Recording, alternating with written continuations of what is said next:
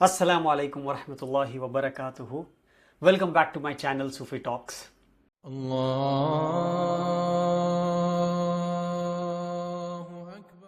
पूरी दुनिया में एक अंधेरा सा छाया हुआ था। वो अंधेरा था जहालत का, जुल्म सितम का, आपस में नफरतों का, बुतों और शयातीन को पूजने का, नाहक कत्ल व गारत का। फिर इस्लाम की रोशनी आई जिसने पूरे जहान को रोशन कर दिया, अदल व इंसाफ को कायम किया, नफरतों भेदभाव को ख़त्म किया, एक ही रब की इबादत को जायज़ करार दिया, हक़ व बातिल का, दूध का दूध और पानी का पानी कर दिया, हराम और हलाल खोल खोल कर बता दिया, हर एक का हक़, मकाम और मर्तबा बता दिया। जो जाहिल थे वो आलिम बन गए, जो बकरियां ऊंट चराते थे वो खलीफा बादशाह बन गए, वर्ल्ड के सुपर पावर बन गए और आने वाले लोगों के लिए सितारे बन गए। यही इस्लाम हिंदुस्तान तक पहुंचा। यहाँ के लोगों ने इस्लाम को तो अपनाया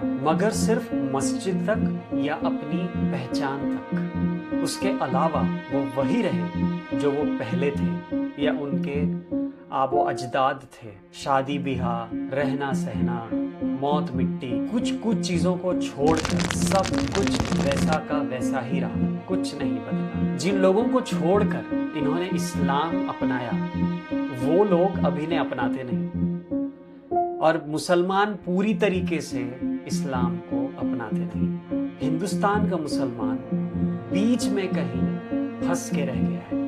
अल्लाह ताला कुरान में फरमाता है जिसका मफहूम है, ए ईमान वालों पूरे पूरे दाखिल हो जाओ।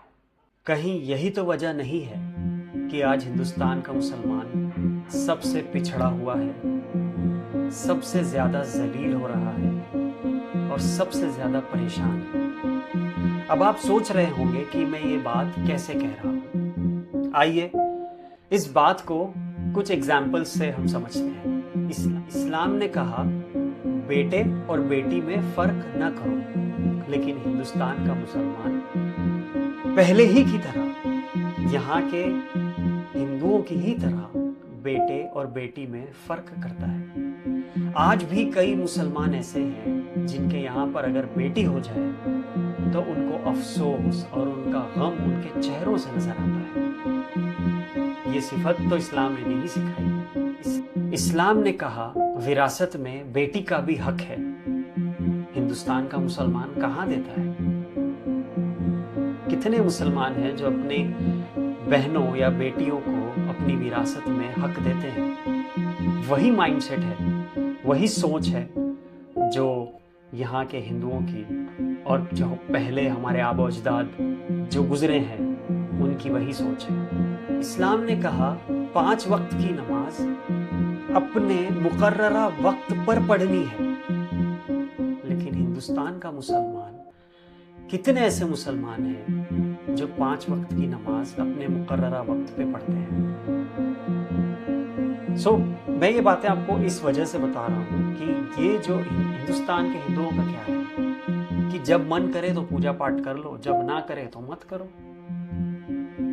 तो मुसलमानों का भी वही हाल है। कुछ मुसलमान आपको जुमा में मिलेंगे, कुछ मुसलमान आपको सीधा ईद पे मिलेंगे, उसके बीच में वो नजर ही नहीं आएंगे, है ना। इस्लाम ने कहा कि बुतों और मुर्दों की पूजा नहीं करनी है, कब्रों की पूजा नहीं करनी है। हिंदुस्तान का मुसलमान आज मुलविस है।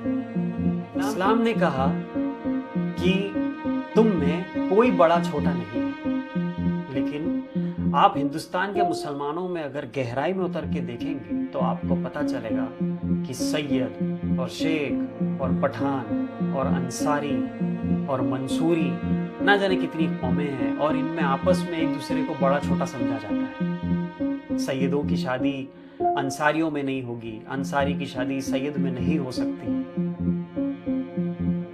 शेखों का अपना है, पठानों का अपना है, अंसारियों का अपना समाज है। इस्लाम ने तो ये नहीं सिखाया है। इस्लाम ने कहा दहेज देना है, मेहर अदा करना है लड़की को शादी के वक्त। लेकिन आज का हिंदुस्तान का मुसलमान दहेज या मेहर तो सिर्फ नाम और रस्म के लिए लिखवा देता है, उसके बदले में उससे कई ज्यादा सेम हिंदुओं की तरह ही दहेज वसूला जाता है, डिमांड किया जाता है। ना मिलने पर झगड़े फसाद, यहाँ तक कि शादियां कैंसिल हो जाती हैं। इस्लाम ने कहा शादी को आसान करना है।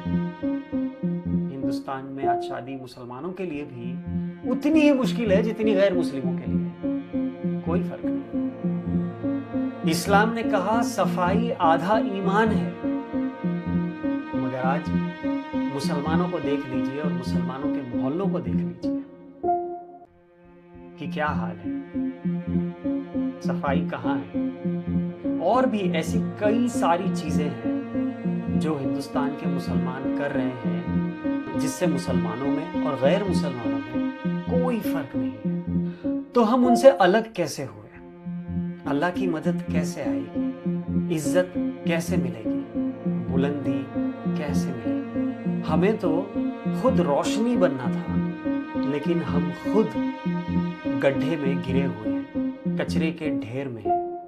हमने जितनी भी चीजें ऊपर डिस्कस की हैं, इसके ऊपर हम एक एक टॉपिक पर डिटेल वीडियोस बनाएंगे और डिस्कस करेंगे, समझेंगे कि हम कहाँ गलती कर रहे हैं और कैसे इसको सुधारा जा सकता है, ताकि हम हिंदुस्तानी मुसलमानों के हालात बदलें और अल्लाह ताला हम पे रहम और करम फरमाए और हमारी मदद करे और हमें इज्जत मिले, बुलंदी मिले और हम कामयाब हो जाएं। क्योंकि कामयाबी तो दीन में है, इसके अलावा और कहीं हमें मिल नहीं सकती है।